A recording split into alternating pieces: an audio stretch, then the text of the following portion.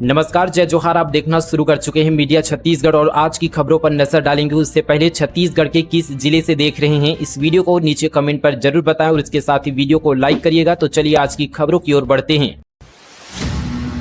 छत्तीसगढ़ में आबकारी आरक्षक भर्ती परीक्षा आज कैंडिडेट के जूते पहनकर आने पर बेंच सुबह 10:30 बजे के बाद नहीं मिलेगी। एंट्री सेंटर में लगाए गए जैमर। बिलासपुर में पीडब्ल्यूडी सब इंजीनियर भर्ती परीक्षा में हाईटेक नकल का मामला सामने आने के बाद छत्तीसगढ़ व्यावसायिक परीक्षा मंडल अब पूरी तरह से सख्त हो गया है। आज यानी रविवार को आयोजित होने वाली आबकारी आरक्षक भर्ती परीक्षा में कड़े सुरक्षा के इंतजाम किए गए हैं। एग्जाम सेंटर में जूते पहनकर आने पर बैन है। परीक्षार्थियों को केवल चप्पल पहनकर ही प्रवेश दिया जाएगा। साथ ही हल्के रंग के आधी बाह वाले कपड़े पहनना अनिवार्य किया गया है। आज यहां पर 200 पदों के लिए आबकारी आरक्षक भर्ती परीक्षा 33 जिलों में एक साथ आयोजित की जा रही है।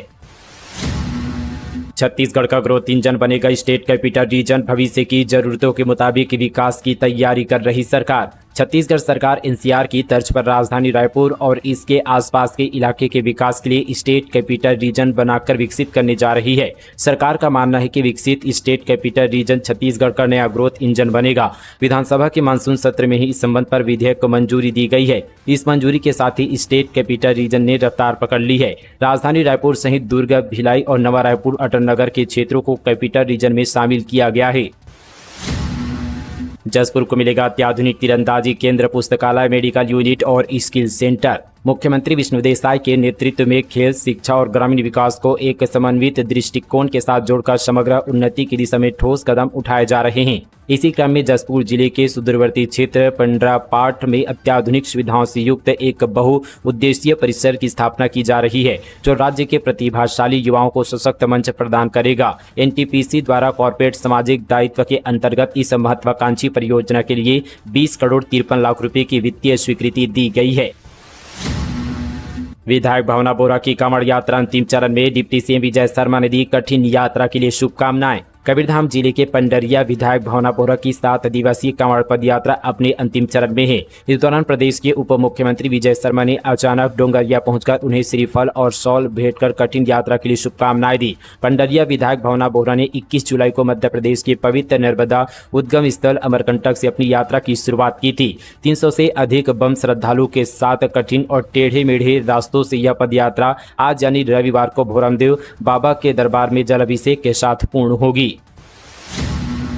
आदिवासी संस्कृति को सहेज रही सरकार। नवा रायपुर के ट्राइबल म्यूजियम में सहेजी गई परंपरा और विरासत। आदिवासी समुदाय छत्तीसगढ़ की परंपरा, कला और संस्कृति की पहचान है। जनजातियों के इस सुंदर संसार को दुनिया से रूबरू कराने के लिए छत्तीसगढ़ की सीएम विष्णुदेव साय की सरकार ने नवा रायपुर अटल नगर में आदिवासी संग्रहालय का निर्माण कराया है। सीएम विष्णुदेव साय ने नवा रायपुर अटल नगर में करीब 10 एकड़ क्षेत्र में बने आदिवासी संग्रहालय का लोकार्पण किया था। तब से यह संग्रहालय लोगों के लिए आकर्षक का केंद्र बना हुआ है।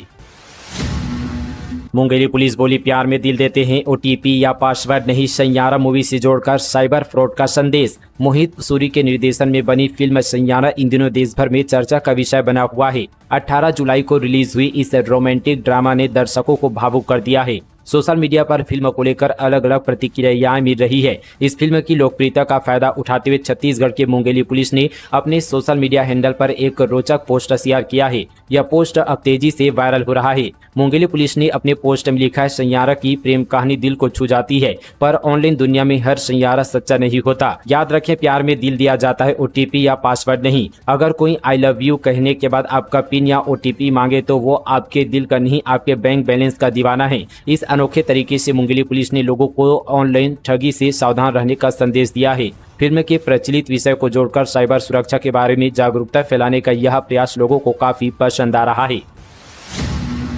मुख्यमंत्री की जीरो टॉलरेंस नीति के तहत बड़ी कार्रवाई। स्वास्थ्य विभाग के सप्लायर के ठिकाने पर राज्य जीएसटी विभाग की छापेमारी। 48 करोड़ की सप्लाई में 1 करोड़ की जीएसटी चोरी का खुलासा। मुख्यमंत्री विष्णुदेव साय के भ्रष्टाचार के विरुद्ध जीरो टॉलरेंस की नीति और सरकारी खरीद में पारदर्शिता सुनिश्चित करने की प्रतिबद्धता के तहत राज्य जीएसटी विभाग ने रायगढ़ स्थित मेमर्स श्याम सर्जिकल पर कार्रवाई की है। यह फर्म छत्तीसगढ़ सहित झारखंड और उड़ीसा में भी सरकारी अस्पतालों को सर्जिकल और मेडिकल उपकरणों की आपूर्ति करती है।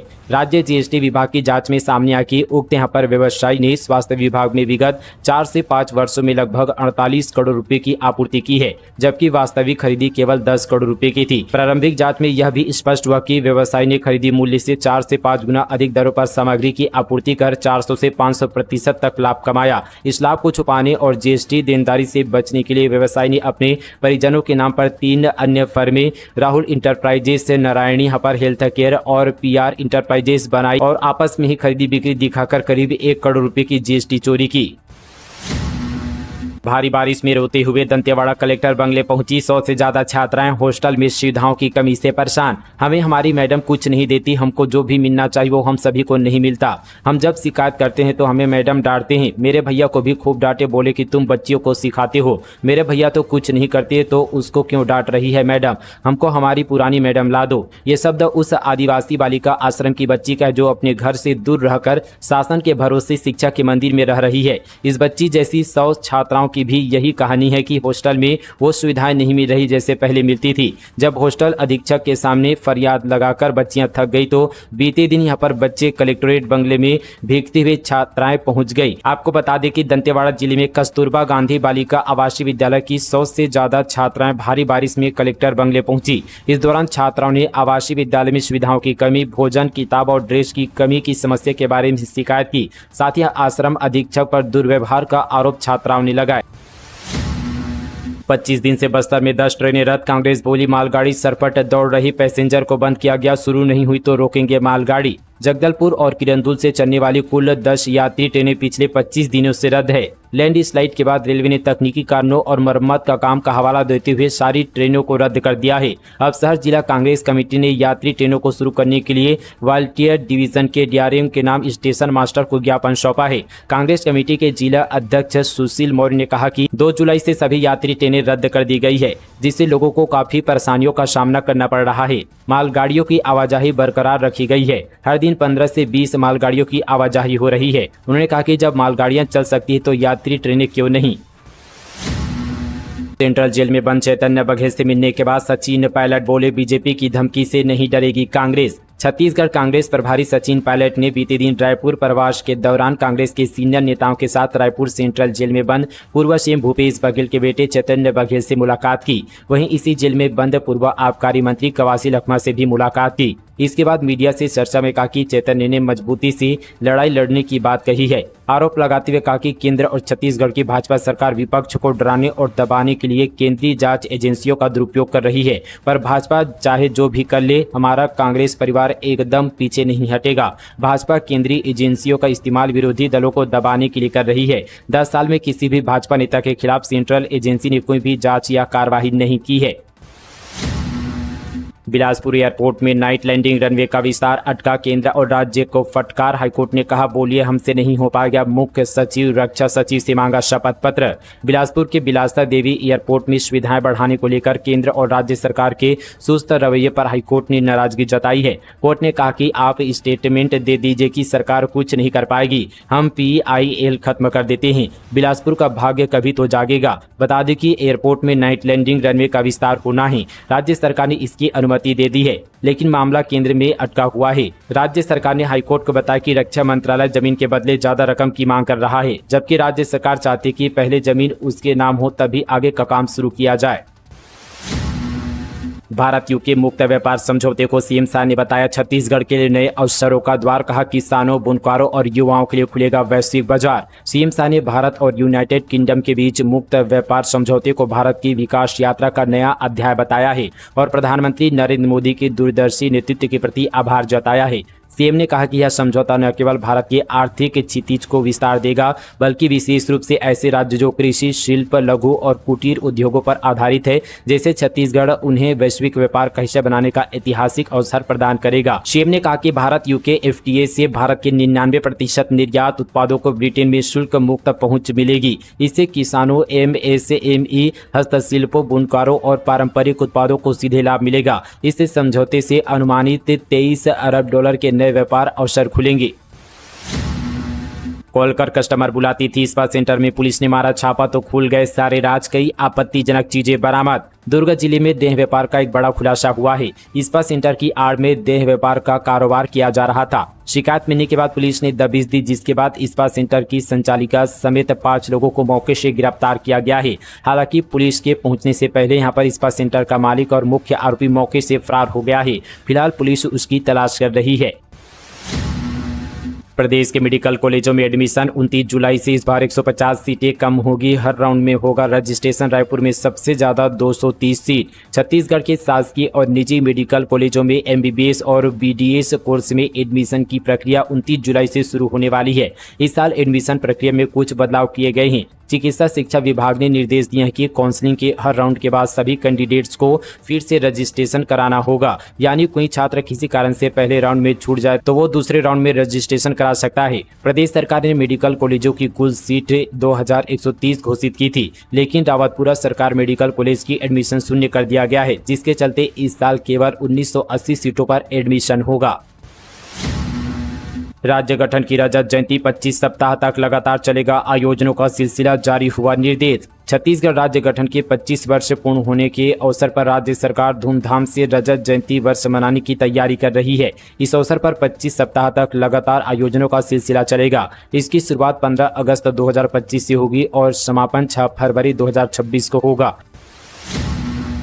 रायपुर में भारी बारिश से कॉलोनियों में भरा पानी। आक्रोशित लोग मुंबई हावड़ा हाईवे पर उतरे। 2 किलोमीटर तक लगा रहा जाम। राजधानी रायपुर में देर रात हुई मूसलाधार बारिश ने शहर के जनजीवन को बुरी तरह से प्रभावित कर दिया। लगातार बारिश के कारण कई यहां पर निचले इलाकों और कॉलोनियों में जलभराव की स्थिति यहां पर उत्पन्न हो गई। इससे लोगों को भारी परेशानियों का सामना करना पड़ा। आक्रोशित लोगों ने जलभराव को लेकर अपनी नाराजगी जाहिर करते हुए मुंबई हावड़ा हाईवे पर धरना प्रदर्शन किया। इसके चलते सड़क पर 2 किलोमीटर लंबा जाम लग गया। बारिश का सबसे ज्यादा यहाँ पर कुशालपुर और यहाँ पर प्रोफेसर कॉलोनी में देखने को मिला, जहाँ घरों के अंदर तक पानी घुस गया। इससे निवासियों को अपना सामान बचाने और सुरक्षित स्थानों पर जाने के लिए मजबूर होना पड़ा। कई घरों में गृहस्थी का सामान भीगने से नुकसान हुआ है।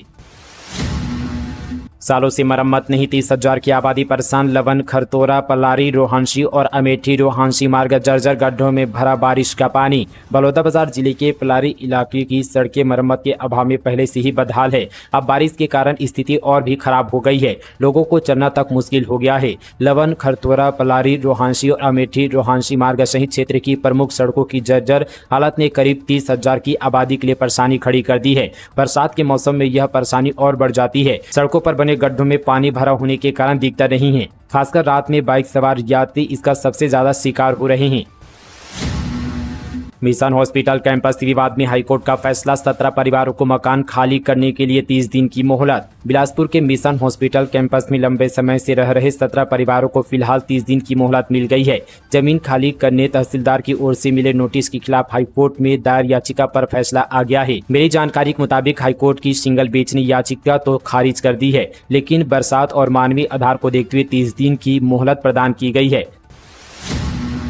फिर शुरू हुआ लकड़ी तस्करी का खेल। कार्रवाई करने वाले सब इंस्पेक्टर का करा दिया गया तबादला। भाजपा के शासनकाल में चल रहे एक पेड़ मां के नाम अभियान का खुलेआम बखिया उखेड़ते लकड़ी तस्करों के बुलंद हौसले ने एक बार फिर से बतौली क्षेत्र में सक्रिय हो गए हैं। विभागीय साठगांठ से हर रोज भरे बरसात में रात्रि के समय ट्रक में लदे इमारती लकड़ी उत्तर प्रदेश भेजे जा रहे हैं। गौरतलब है कि सरगुजा में लंबे समय से इमारती लकड़ी के तस्कर सक्रिय हैं, जो बतौली, लुंड्रा, सीतापुर क्षेत्र से सेमर, नीलगिरी लकड़ियों का तस्करी लगातार कर रहे हैं। ग्रामीण क्षेत्रों के किसानों से खसरा विवन निकलवाकर उनके इमारती लकड़ी को कौड़ी के भाव खरीदकर लाखों की आमदनी का लाभ लेते हैं। लकड़ी तस्कर पूरे क्षेत्र में हावी है, जो भाजपा शासन में पहुंच परस्त नेताओं से साठ गांठ कर क्षेत्र के हजारों पेड़ों की तस्करी अब तक कर चुके हैं। जहां विभागीय मिलीभगत से तस्करों ने लिफाफा बंद अधिकारियों को भी उचित लाभ दिया जा रहा है। स्वामी आत्मानंद स्कूल में जल भराव को लेकर एनएसयूआई का प्रदर्शन। पुलिस ने रोका तो गेट के बाहर बैठकर किनारेबाजी। 3 दिन बाद वापस आने का अल्टीमेट देकर लौटे। राजधानी रायपुर के स्वामी आत्मानंद स्कूल मोवा में भारी जलभराव और बदहाल व्यवस्थाओं को लेकर एनएसयूआई ने जोरदार प्रदर्शन किया। एनएसयूआई के कार्यकर्ताओं ने बताया कि स्कूल में गंदे पानी का भराव, टूटी सड़कों, कीचड़ और मूलभूत सुविधाओं की कमी से न सिर्फ बच्चों की पढ़ाई प्रभावित हो रही है बल्कि उनकी सेहत भी खतरे में है। हालांकि स्कूल के भीतर जाने से पुलिस ने एनएसयूआई के वॉलंटियर्स को रोक दिया, जिसके बाद स्कूल के गेट के बाहर बैठकर ही छात्रों ने प्रदर्शन किया। स्कूल के प्रिंसिपल से 3 दिनों के भीतर व्यवस्था सुधारने को कहा है। स्थिति ठीक नहीं होने पर 5 दिन बाद उग्र आंदोलन की चेतावनी दी है। ग्राम जिंदा बना छत्तीसगढ़ का पहला टीबी मुक्त गांव, डिप्टी सीएम और स्वास्थ्य मंत्री ने सौंपा पत्र। टीबी मुक्त भारत अभियान को सशक्त आधार देते हुए कबीरधाम जिले ने एक ऐतिहासिक उपलब्धि हासिल की है। जिले के ग्राम पंचायत जिंदा को प्रदेश का पहला टीबी मुक्त ग्राम घोषित किया गया है। इस उपलब्धि को मान्यता प्रदान करते हुए प्रदेश के उप मुख्यमंत्री विजय शर्मा एवं स्वास्थ्य मंत्री श्याम बिहारी जायसवाल ने ग्राम जिंदा पहुंचकर ग्राम पंचायत को टीबी मुक्त होने का प्रमाण पत्र प्रदान किया। जान जोखिम में डालकर सेल्फी ले रहे लोग। सारंगढ़ बिलाईगढ़ में घोघरा नाला उफान पर, स्कूल में पानी के साथ घुसा जहरीला सांप। सारंगढ़ बिलाईगढ़ जिले में लगातार हो रही बारिश से लोगों का जनजीवन अस्त व्यस्त हो गया है। जिले में नदी नाले उफान पर हैं। लोग इस नज़ारे को देखने पहुंच रहे हैं और जान जोखिम में डालकर सेल्फी भी ले रहे हैं। इसका वीडियो भी एक सामने आया है। जिले के अंतिम छोर में स्थित घोघरा नाला भी उफान पर है। मां काली मंदिर जाने का रास्ता बंद हो गया है। जिले से गुजरने वाली महानदी का जलस्तर भी लगातार बढ़ता जा रहा है, जिसको लेकर प्रशासन अलर्ट पर है। आसपास के गांव में भी अलर्ट जारी किया गया ताकि बाढ़ जैसी स्थिति में जनहानि से बचा जा सके। वहीं बिलाईगढ़ क्षेत्र के बगलटोला गांव की स्कूल में पानी भर गया है। स्कूल में पानी भरने से एक जहरीला सांप भी क्लास के अंदर घुस गया था। गांव वालों ने सर्प का रेस्क्यू कर उसे बाहर छोड़ा है। सांप को देखकर स्कूली बच्चे में डर का माहौल था।